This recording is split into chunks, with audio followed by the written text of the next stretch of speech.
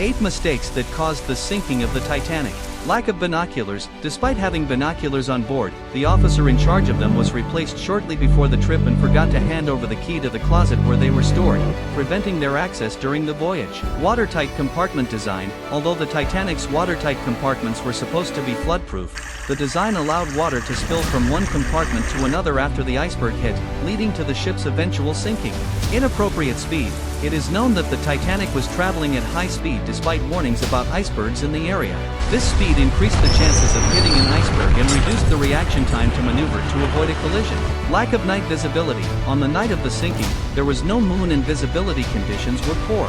This made it difficult to detect icebergs until they were very close to the ship. Lack of sufficient lifeboats. Despite meeting the safety standards of the time, the Titanic did not have enough lifeboats for everyone on board. This resulted in a chaotic evacuation and an insufficient number of boats to save all passengers and crew.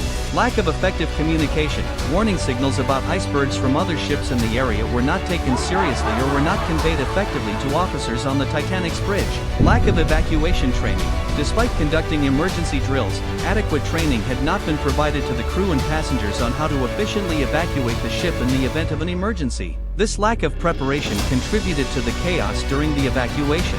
Lack of impact severity. After the collision with the iceberg, the severity of the damage caused to the ship's hull was initially minimized. The Titanic was believed to be virtually unhittable and many passengers and crew did not take the situation seriously until it was too late to prevent the sinking.